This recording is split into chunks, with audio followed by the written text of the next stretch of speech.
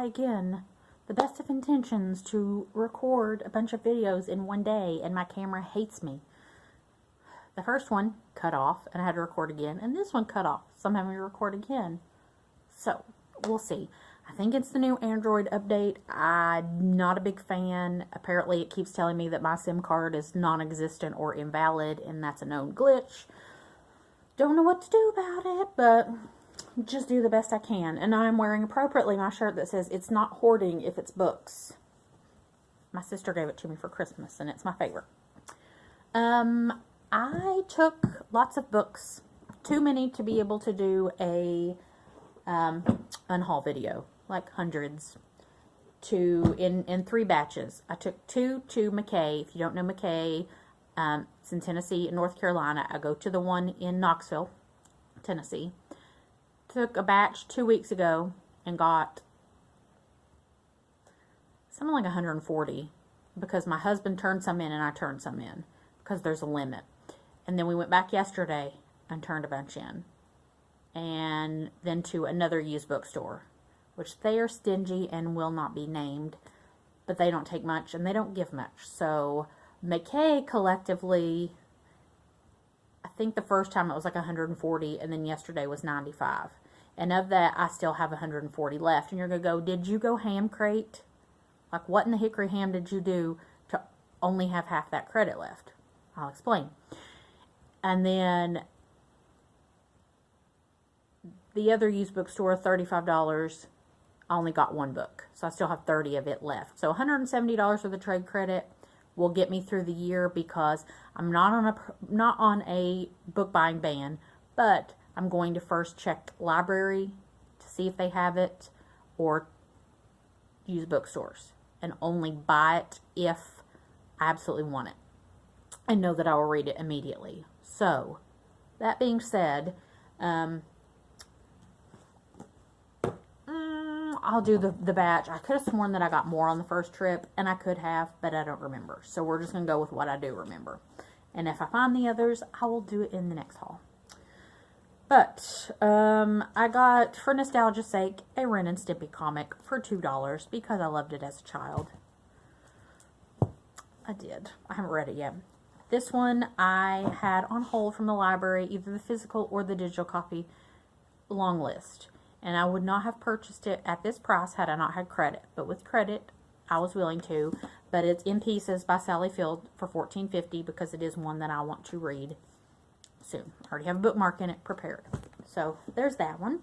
This one I got out of the free bin. The Hoboken Chicken Emergency. It was just nostalgic that it's a Scholastic. My mom had bunches on her bookshelf. She was an elementary school teacher. But this one is about a boy who has a 266-pound, 15-foot chicken named Henrietta that goes missing. And I really need to know how you lose a chicken of that size. I mean, it's little. It's 92 pages with lots of illustrations. I can sit down and read this, but I just laughed. I had to. I'll show you the one that I got at the little used bookstore. It was just, we'll round it up and say $5, and I still have the $30 credit. Some of My Best Friends Are Black by Tanner Colby. Basically him growing up without any children of color really in his school or in his community. And it's basically just a book about how society has failed with basically community. It says neighborhoods, schools, workplaces, and churches. So this one I want to read very soon. And he actually wrote The Chris Farley Show, which I was talking to my husband about. I was like, you know what a really good book is? The Chris Farley Show. I think his brother helped write it. And it was just really interesting. And then boom, I didn't know this existed. So I was like, this is meant to be. And then the other, I got Strange Fruit, Billie Holiday, Cafe Society, and An Early Cry for Civil Rights by David Margolick. This one is short, and I will sit down and read it. This one is planned for Black History Month. It is 152 pages, and it's basically the history behind the song Strange Fruit.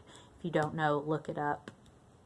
And basically it coming out right at the Civil Rights Movement.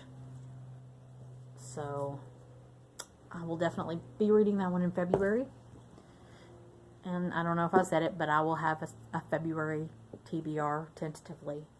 Then we have Killers of the Dream by Lillian Smith. Apparently this one was a controversial book with the White South and, you know, how dare you write about civil rights and desegregation and like, what is wrong with you people?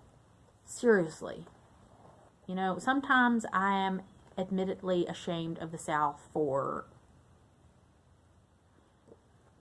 stupidity for no reason whatsoever, but controversial. I will likely read that this month. Then Small Moments, A Child's Memories of the Civil Rights Movement by Mary Barrow. Basically, she was a Southern transplant to New Jersey in the Civil Rights Movement, and how her life changed from living in the South to living in the North and growing up during that time period, and that her most beloved person in her life as a child was her nanny, Mary. So I'm assuming that this is Mary, and I'm assuming that this is, was it Mary and Marriage, or, I'm sorry, Amelia. Amelia and Mary. And then we have Elizabeth and Hazel, Two Women of Little Rock by David Margolick. And if you are familiar with this picture, I'll try to zoom in a little bit and not get glare. But basically, this famous moment in history of desegregation and the lives of the student and the aggressor, if you shall say, and how their lives were changed by this event and by this photograph, and how the photograph still haunts them. I'm like, I'm sorry, lady, but I'm not going to have any sympathy for your hatred. Sympathy, empathy, either or. My mind may be changed, but shame. Shame, shame, shame, shame. And then the last two were the most random of books. The most random of books. We have Soiled Doves, Prostitution in the Early West by Anne Seagraves. This is very short. I love nonfiction of all kinds, and apparently I'm going to read a book about prostitution in the Old West. I just really think it will be interesting. Because, I mean, I'm not going to lie, I love the show Deadwood, which had a lot to do with prostitution. And then, did I pull it? I think I pulled it off the shelf and giggled, and my husband started, like, thumbing through it and reading it. And I said, do you want me to get it? No. And then he kept thumbing through it more, so I just grabbed it from him, and I'm like, I'll get it, because I had credit. So it's Rabid, A Cultural History of the World's Most Diabolical Virus by Bill Wasick and Monica Murphy, The History of Rabies. And there is one chapter in here I will probably not care for about, is it canicide? The killing of the rabid dogs, basically. So I was very non-fiction heavy. Did I buy any fiction? I bought no fiction. All my TBR was non-fiction, and I am beautifully okay with that. And this is the story behind how I use so much trade credit. My husband goes wandering off where all of the technology and the movies and stuff are while I'm in the books. He's like, I'll find you. And he came up to me and said something about a Game Boy. He has been so into video games lately. I mean, always, but old video game consoles. And it's like, there's a Game Boy over there. And I said, do you want it? No. I was like, I have way more credit than I can use. Do you want it? Well, and so he goes over and shows me. And there are two. And I was like, well, do you really need both? Or could you pick one? You know, yeah.